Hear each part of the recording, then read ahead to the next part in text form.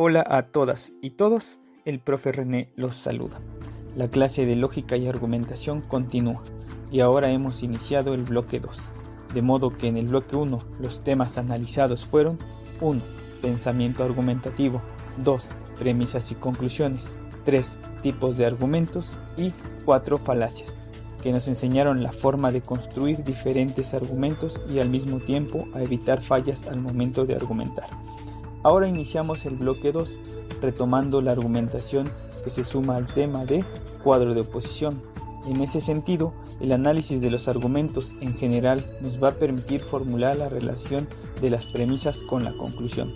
Así que, en el bloque 2 nos enfocaremos en el principio deductivo, razón por la cual la teoría deductiva tiene como propósito explicar las premisas y la conclusión de un argumento válido. Al igual que esta finalidad, se encuentran técnicas de evaluación y discriminación deductivas que nos van a permitir obtener conclusiones verdaderas.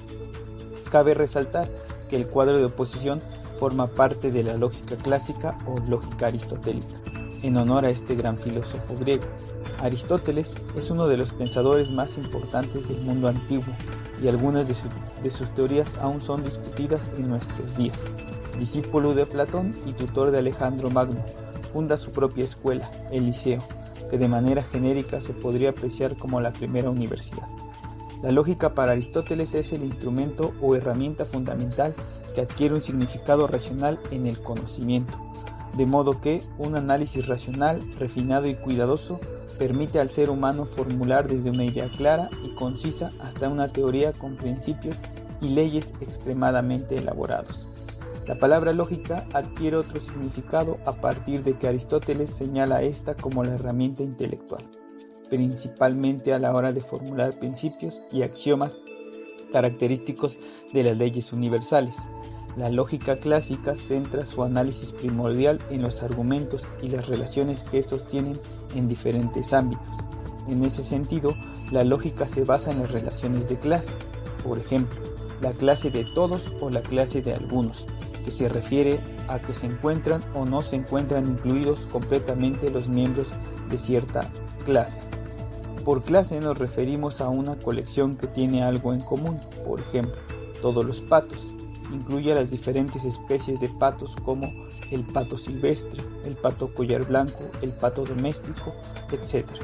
Otro ejemplo, algún perro pastor. Incluye por lo menos a un perro que sea pastor, es decir, no a todos. Con esto se refiere a que parcialmente incluye a cierta clase de perros pastores, pero no a todos. Entonces, encontramos que las clases y categorías de cualquier tipo son aplicables a las proposiciones que se establezcan, es decir, las premisas, que encuentran relaciones directas o indirectas formulando la inclusión total o parcial. Así que el argumento deductivo o principio deductivo opera en la lógica clásica a partir de las proposiciones categóricas establecidas en sus premisas. La proposición categórica afirma la relación entre una y otra categoría contenida en las premisas. Veamos un ejemplo. Ningún político es mentiroso. Todo presidente es político. Por lo tanto, ningún presidente es mentiroso. Observamos que las premisas aplican una deducción válida. Sin embargo, se puede discutir la verdad de las premisas y la conclusión, pero ese no es el propósito por el momento. Lo que notamos es la relación de clases, la clase político, la clase mentiroso y la clase de presidentes, que están relacionadas y que incluyen las unas en las otras o viceversa, negando o afirmando cualquiera de ellas. Dicho lo anterior, las proposiciones categóricas de forma estándar son las que se conforman de la siguiente manera: por una cantidad, más un sujeto, más un verbo, más un predicado. Es la pequeña fórmula que sigue una proposición categórica. Por lo que apreciamos, tenemos 4 cantidades: universal afirmativa, universal negativa y particular afirmativa y particular negativa. Entonces, veamos qué estructura tienen las proposiciones categóricas a partir de estas cantidades, siguiendo la tablita que se nos presenta. Universal afirmativa. Cantidad, todos. Sujeto, los abogados. verbo son, predicado lógicos. Como observamos, el primer ejemplo alude a una cantidad universal, siendo esta afirmativa. Los siguientes ejemplos definen la universal negativa, la particular afirmativa y la particular negativa. Veamos unos ejemplos e identifiquemos su clasificación. Ejemplo 1. Ningún químico es físico. Algún presidente no es mentiroso. Todos los judíos fueron víctimas de odio y algún té es relajante. Ahora indiquemos el tipo de proposición categórica al que se refiere. El primer ejemplo es universal negativa, pues la cantidad alude a la característica de ninguno. El segundo ejemplo es particular negativa, pues nos dice que algún no es. El tercer ejemplo es universal afirmativa, pues nos habla de todos. Y el cuarto ejemplo es particular afirmativa, pues habla de algún. De modo que, a partir de las proposiciones categóricas y su aplicación en el cuadro de oposición, encontramos que podemos determinar la verdad o la falsedad o la indeterminación dependiendo de la inferencia que se aplique de manera opuesta a la primera.